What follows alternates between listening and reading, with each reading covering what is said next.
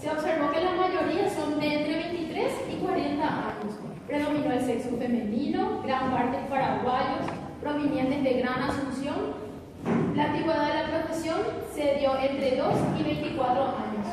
Según el predominio de la lengua, en su gran mayoría utiliza el yopara, que es la mezcla del guaraní y del castellano, manifestando los entrevistados que es muy difícil hablar solamente el guaraní fluidamente. En minoría se halló profesionales de la salud que no hablan ni entienden el idioma guaraní.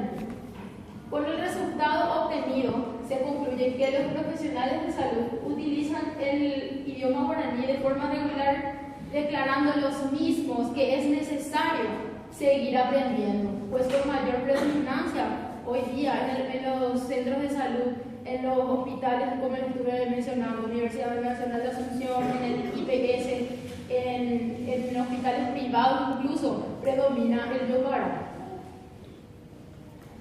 Recomendaciones a los jefes de servicio del hospital de clínicas: organizar jornadas de capacitación sobre el uso del guaraní técnico en el ámbito hospitalario.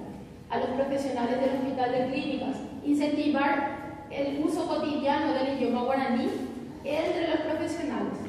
Y a las autoridades del Instituto Dr. Andrés Barbero, fomentar la enseñanza, el conocimiento y el uso del idioma guaraní en la institución.